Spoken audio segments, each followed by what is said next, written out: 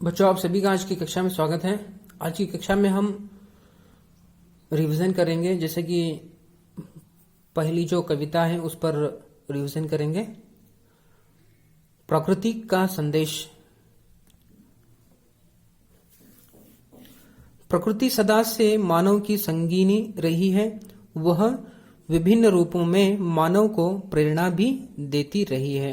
प्रकृति के ये विभिन्न रूप मानव में अनेकानेक भाव भरते हैं। प्रकृति अपने मनमोहक रूप से मानव को सदा आकर्षित करती रही है। तो आइए इसका आनंद उठाएं। बच्चों, जिस प्रकार हम देखते हैं प्रकृति हमारे लिए, जिस प्रकार हमें प्रकृति आनंद देती है, प्रकृति के बिना हमारा जीवन अधूरा है। जिस प्रकार हम प्रकृति को देखते हैं कि पेड़ पौधे, पहाड़, नदी, झरने विविध रूप से हमें देखने को मिलता है। पर्वत कहता शीश उठाकर तुम भी ऊंचे बन जाओ वो। सागर कहता है लहरा कर मन में गहराई लाओ।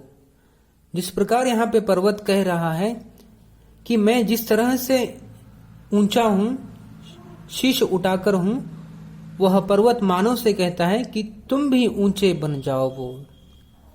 सागर कहता है लहरा कर मन में गहराई लाओ।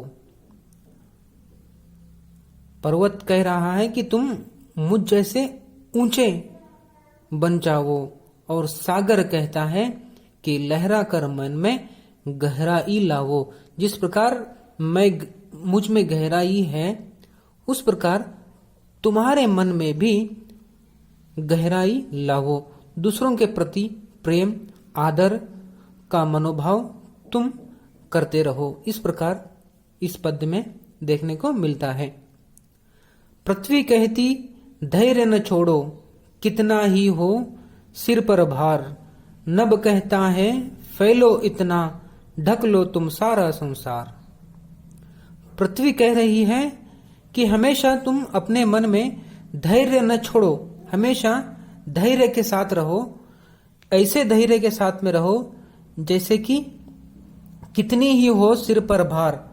सिर पर भार कितना भी हो, लेकिन तुम अपना कभी धैर्य न छोड़ो।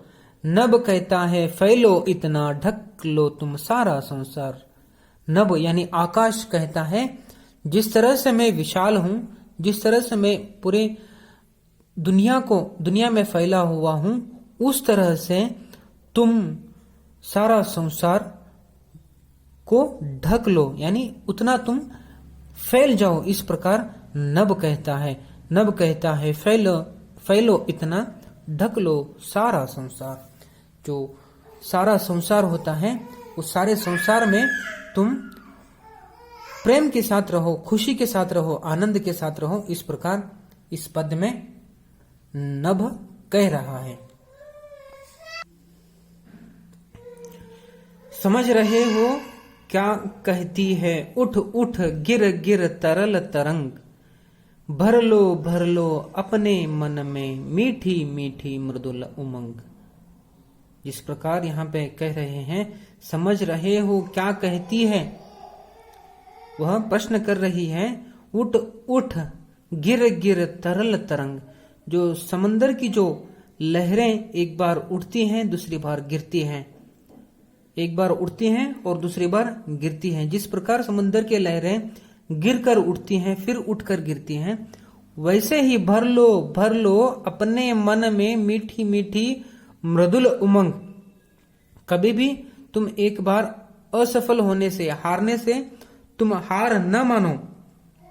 तुम अपने जीवन में एक अपने लक्ष्य तक पहुंचने का तुम अपने मन में दृढ़ निश्चय बनाओ। एक बार हारने से तुम हार न मानो। जिस प्रकार समंदर की लहरें गिरकर उठकर गिरकर करते हुए वो किनारे तक पहुंच जाते हैं, ठीक उसी तरह तुम एक बार हारते हो तो फिर तुम धैर्य के साथ फिर से उस काम में लगे रहो, तब जाकर तुम अपने लक्ष्य तक पहुंच पाओगे।